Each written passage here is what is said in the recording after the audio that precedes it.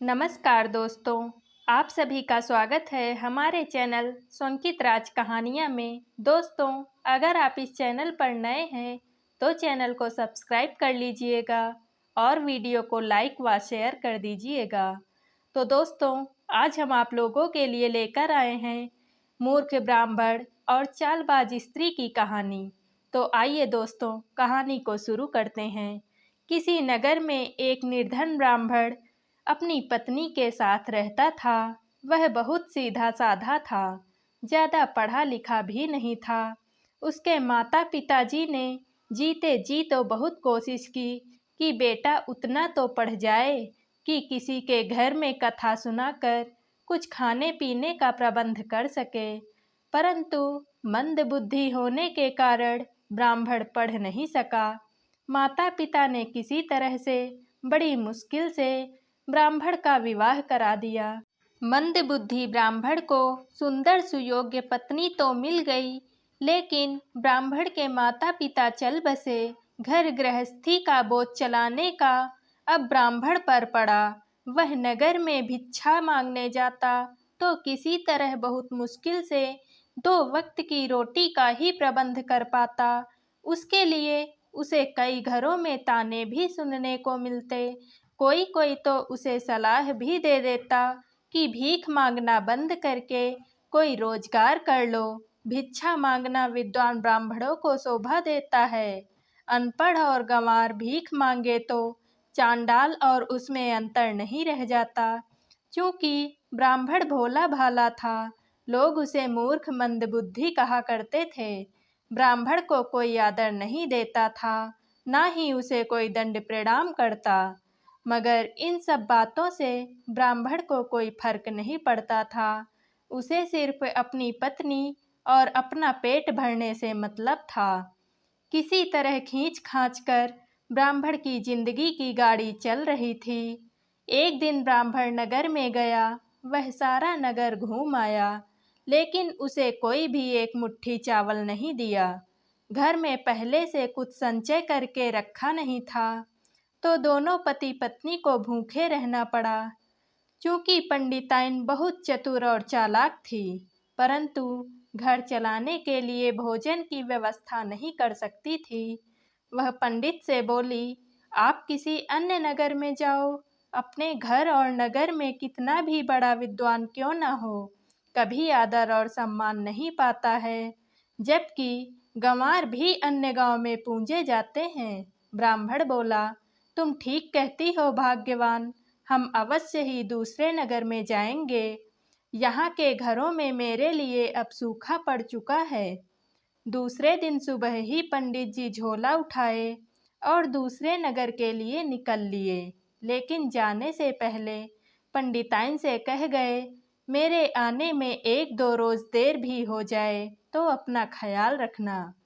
अब अपने भोजन का प्रबंध अपनी सहेली से बोल कर लेना, पर उसका खर्चा हम चुकता कर देंगे। वह राधे श्याम जपते हुए निकल पड़े। दूसरे नगर जाने के मार्ग में घना जंगल पड़ता था। जंगल बहुत बड़ा था, वह खत्म होने का नाम ही नहीं ले रहा था। ब्राह्मण भूख प्यास से थक कर एक पेड़ के पास बैठ गया। सहसा उसे सामने एक बहुत सुंदर मंदिर दिखाई दिया। सोचा, जब मंदिर है तो कोई मनुष्य वहाँ जरूर रहता होगा, हमें भोजन पानी जरूर मिल जाएगा। वह उठकर मंदिर के तरफ चल दिया, मगर मंदिर में पहुंचकर घोर आश्चर्य हुआ कि मंदिर तो तैयार है, परंतु उसमें कोई मूर्ति नहीं है। वह इधर उधर देखा तो उसकी नज़र मंदिर के नीचे एक पेड़ के पास गई। वहाँ एक स्त्री और पुरुष बैठे थे। ब्राह्मण को भोजन मिलने की उम्मीद तो खत्म हो गई, परंतु सोचा शायद उन लोगों के पास पानी मिल जाए। वहाँ जाकर ब्राह्मण बोला, क्या आप लोग मुझे पानी पिला सकते हैं? तब पुरुष बोला, पानी ही क्यों महाराज, दोपहर हो गया है, अब तक तो भोजन का वक्त हो गया है। हम किसी ब्राह्मण को बिना भोजन कराए नहीं जाने देते। उस आदमी ने अपनी पत्नी से कहा, भाग्यवान, ब्राह्मण को भोजन करा दो, उस स्त्री ने ब्राह्मण को बहुत स्वादिष्ट भोजन कराया। भोजन के बाद ब्राह्मण जाने लगा तो आदमी ने ब्राह्मण से कहा, जरा ठहरिए महाराज, हम पति पत्नी यहाँ चौसर खेल रहे थे, परंतु आपके आने पर रुक गए। हम फिर से चौसर खेलने जा रहे हैं, परंतु यहाँ हम दोनों में हार जीत का निर्णय लेने वाला कोई नहीं है। अब आप आ ही गए हैं तो थोड़ी देर ठहर कर फैसला करते जाइए, बदले में हम कुछ ना कुछ आपको दक्षिणा अवश्य देंगे। ब्राह्मण ने ध्यान से देखा, स्त्री गहनों से लदी हुई है, जबकि पुरुष के पास अपने वस्त्र के सिवा कुछ भी नहीं है। ब्राह्मण के मन में लोभ आ गया। सोचा, दोनों में से कोई हारे या जीते, मैं तो इसकी पत्नी को ही जीत बताऊंगा, क्योंकि स्त्री ही कुछ दान दक्षिणा दे सकती है। वैसे भी पति पत्नी हैं, पत्नी को ही हमें जिताना चाहिए। पत्नी खुश तो घर खुश, पत्नी नाराज तो घर बर्बाद। ब्राह्मण दोनों के बीच चल रहे खेल को देखने लगा। जब चौसर का खेल खत्म हुआ तो आदमी ने पूछा, ब्राह्मण देवता, आप बिल्कुल सत्य फैसला करना, बताइए कौन जीता और कौन हारा। ब्राह्मण तो पहले से ही मन में सोच रखा था कि भले ही पुरुष जीते, मगर मुझे तो स्त्री को ही जिताना है। तो ब्राह्मण बोला, भाई बुरा मत मानना, जीती तो आपकी पत्नी ही है। यह सुनकर स्त्री बहुत खुश हुई और अपने गले का हार निकालकर ब्राह्मण को दे दिया।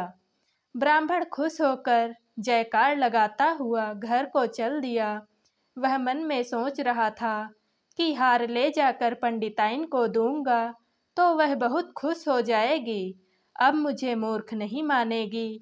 ब्राह्मण चला जा रहा था तो सहसा उसे एक तालाब मिल गया। सोचा, बहुत गर्मी है, पानी पी लूं, फिर स्नान कर लूं, उसके बाद घर चलूं। वह अपना झोला और हार जमीन पर रख कर पानी में घुस गया। तभी एक जंगली स्त्री बहुत तेजी से आई और हार उठाकर भाग गई। ब्राह्मण जब तक कुछ सोच पाता, वह स्त्री आंखों से ओझल हो गई। ब्राह्मण ठगा सा रह गया। उसे बहुत अफसोस हुआ। सोचा, मुझे स्नान करना ही नहीं चाहिए था, मगर मैं तो वास्तव में मूर्ख हूँ। लोग ऐसे ही मुझे मूर्ख नहीं कहते, बल्कि मूर्खता वाले गुण देखकर ही मूर्ख कहते हैं। वह अफसोस करते हुए घर आ गए। इस विषय पर अपनी पत्नी से कोई चर्चा नहीं की। वह चुपचाप बिना खाए पिए सो गया। सुबह उठकर पुनः उसी स्थान पर पहुंचा जहां मंदिर था। वहीं पति पत्नी पेड़ के नीचे बैठे थे। वे ब्राह्मण को देखते ही बोले, आओ ब्राह्मण देवता, भोजन का समय हो गया है, भोजन कर लो। स्त्री ने कल से भी ज्यादा स्वादिष्ट भोजन कराया। आदमी बोला, ब्राह्मण देवता जाना नहीं, बल्कि आज भी हमारे और पत्नी के बीच खेले जा रहे चौसर के हार जीत का फैसला करके ही जाना। ब्राह्मण तो यही चाहता था, उसके मन में लालच था। उसने आज भी सोचा, चाहे दोनों में से कोई हारे या जीते, हमें तो स्त्री को ही जिताना है। जब खेल समाप्त हुआ तो आदमी ने ब्राह्मण से पूछा, बताइए महाराज, चौसर किसने जीता? तब ब्राह्मण बोला, यजमान, चौसर तो आपकी पत्नी ने ही जीता है। कल की तरह आप आज भी हार गए हैं। स्त्री ने ब्राह्मण को एक झोला दिया और बोली, ब्राह्मण, यह झोला मुझे एक महात्मा ने दिया था। इस झोला की खासियत है कि नहा धोकर पूजा करने के बाद तुम जो भी मन में इच्छा रखोगे, इस झोले में मिल जाएगा। सोना, चांदी, रुपया, पैसा, धन दौलत, तरह तरह के भोजन, मिठाइयाँ, वस्त्र इत्यादि मिल जाएगा। मगर तुम्हारे सिवा कोई दूसरा इसका उपयोग करना चाहे तो नहीं कर पाएगा। इसलिए इसके खोने या चोरी हो जाने का कोई डर नहीं रहेगा। तुम उस वक्त हजारों लोगों को भोजन करा पाओगे, मगर जब तुम खुद भोजन कर लोगे तो इसमें से उस दिन कुछ नहीं निकलेगा। तुम्हें दूसरे दिन का इंतजार करना पड़ेगा। इसलिए अपनी आवश्यकता के मुताबिक सामान निकाल लेना, उसके बाद भोजन करना। ब्राह्मण दोनों का जय जयकार लगाता हुआ घर को चल दिया। वह बहुत संभल कर, बहुत सचेत होकर घर जा रहा था। उसने सोच रखा था कि ना तो आज तालाब में पानी पीऊंगा और ना स्नान करूंगा, सीधे घर जाऊंगा। मगर ज्यों ही तालाब के पास पहुंचा, वह जंगली स्त्री झाड़ियों से निकली और ब्राह्मण का झोला छीन कर भाग गई। ब्राह्मण चिल्लाता रह गया कि यह झोला तुम्हारे काम का नहीं है। वह स्त्री आंखों से ओझल हो गई। ब्राह्मण अपना सिर पीटता हुआ बहुत दुखी होकर घर आ गया। जब ब्राह्मणी ने देखा कि उसका पति बहुत दुखी होकर घर आया है, तो उसने उसके दुखी होने का कारण पूछा। तब सारा वृत्तांत पत्नी से कह सुनाया।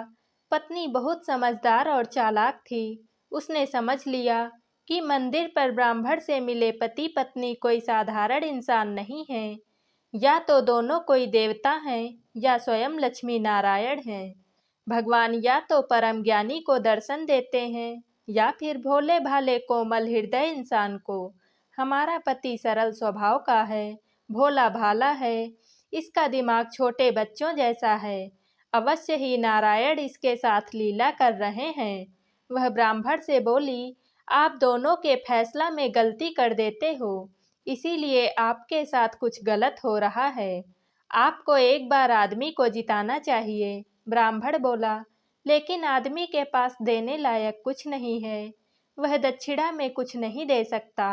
ब्राह्मणी बोली, आप अपने दक्षिणा को एक बार किनारे रख दो और फैसला पुरुष के पक्ष में सुनाओ। मेरा कहा एक बार मान लो।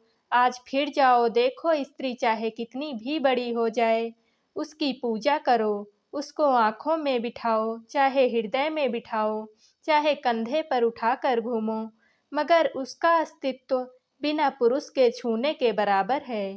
स्त्री का असली श्रृंगार ही उसका पति है। गहना तो स्त्रियां पड़ोसन को जलाने के लिए पहनती हैं। आप आज पुरुष को ही जिताना। ब्राह्मण पत्नी की बात मानकर घर से पुनः निकल पड़ा। वह उसी मंदिर के पास वाले पेड़ के पास गया। पति पत्नी पहले से बैठे थे। ब्राह्मण को देखते ही पुकार कर बुला लिया, पानी पिलाया, भोजन कराया। उसके बाद पति पत्नी दोनों बोले, देखो ब्राह्मण देवता, आज हमारे खेल का आखिरी दिन है। सोच समझ कर फैसला देना, कोई गलती मत कर देना। ब्राह्मण बोला, यजमान, कोई गलती नहीं करूँगा, आप खेल शुरू कीजिए। खेल के बाद पति पत्नी दोनों एक साथ बोले, ब्राह्मण देवता, बताइए आज कौन जीता। तब ब्राह्मण को पत्नी की कही बात याद आ गई कि आज पति को ही जिताना है। ब्राह्मण बोला, देवी, आप आज हार गई हो और आपके पति जीत गए हैं। मगर यजमान, दुखी मत होना, क्योंकि 2 बार तो आप ही जीती हो। आपके पति तो सिर्फ एक बार ही जीते हैं, वह भी आपकी कृपा से। क्योंकि आपके पति हैं, आप उन्हें दुखी नहीं देख सकती। ब्राह्मण ने बहुत चतुराई से दोनों को खुश कर दिया। पति ने पत्नी की तरफ देखा और आंखों ही आंखों में कहा, कहो देवी, कौन कह सकता है कि ब्राह्मण मूर्ख है। दोनों सिर्फ मुस्कुरा दिए। पति बोला, ब्राह्मण देवता, मेरे पास दक्षिणा देने को तो कुछ नहीं है। मेरे पास एक पीताम्बर है। इसे ले जाकर एक बार अपने घर में बिछा देना, फिर इसे सुरक्षित रख लेना। फिर जहाँ जरूरत पड़े वहीं बिछाना, हर जगह मत बिछाना। ब्राह्मण दुखी मन से पीताम्बर लेकर चल दिया। वह पत्नी की मूर्खता पर नाराज था। सोचा अगर स्त्री को जिता देता तो कुछ न कुछ अवश्य दक्षिणा में देती, मगर आदमी को जिताया तो एक पीताम्बर दे दिया। वह ज्यों ही तालाब के पास आया तो वह जंगली स्त्री सामने आ गई। ब्राह्मण बोला, अब क्या लेने आई हो? लो, आज मैं तुम्हें खुद ही यह पीताम्बर दे देता हूँ। तुम्हें चोरी नहीं करना पड़ेगा, स्वेच्छा से दे रहा हूँ, ले लो। वह स्त्री बोली, ब्राह्मण देवता, मैं चोरनी नहीं हूँ। मैं तो माता लक्ष्मी की दासी हूँ, परंतु मुझे लक्ष्मीपति के आदेश मानने पड़ते हैं, क्योंकि वे लक्ष्मी के भी पति हैं। उन्होंने ही मुझसे कहा था कि ब्राह्मण का सामान ले लेना, सो ले लिया था। आज उन्होंने ही मुझसे कहा कि ब्राह्मण का सामान लौटा दो। तो लौटाने आई हूँ, अपना हार और झोला वापस ले लीजिए। आपको जो प्रभु ने पीताम्बर दिया है, उसे जहाँ बिछा दोगे वहाँ अपने आप महल खड़ा हो जाएगा, इसलिए हर जगह मत बिछाना। सभी सामान वापस कर स्त्री अंतर्ध्यान हो गई। ब्राह्मण देखता रह गया। उसके ज्ञान चक्षु खुल गए थे। जिसे वह साधारण मनुष्य और पति पत्नी समझ रहा था, वह तो नारायण थे। वह जल्दी से घर आया, पंडिताइन को हार और झोला दे दिया। घर के अंदर पीताम्बर बिछाया तो महल तैयार हो गया। अब वह भी अपनी मूर्खता पर पछता रहा था। वह पत्नी से बोला, कल हम दोनों उस मंदिर में साथ चलेंगे तथा दोनों पति पत्नी जो लक्ष्मी नारायण हैं, उनके पैर पकड़ न पाने के लिए क्षमा मांगेंगे। दोनों सुबह ही मंदिर के लिए निकल पड़े। चलते चलते जब मंदिर में पहुंचे तो ब्राह्मण ने देखा कि पेड़ के पास आज पति पत्नी नहीं है, परंतु आज लक्ष्मी नारायण की मूर्ति मंदिर में विराजमान है। ब्राह्मण और ब्राह्मणी ने मंदिर में माथा टेका, प्रभु से न पहचान पाने के लिए क्षमा याचना की और घर लौट आए। तो दोस्तों, आप सबको ये कहानी कैसी लगी? अच्छी लगी हो तो वीडियो को लाइक व शेयर कीजिएगा और चैनल को सब्सक्राइब कीजिएगा। कमेंट सेक्शन में ओम श्री नारायणाय नमः लिखिएगा। कल मिलते हैं एक और नई कहानी के साथ। बहुत बहुत धन्यवाद।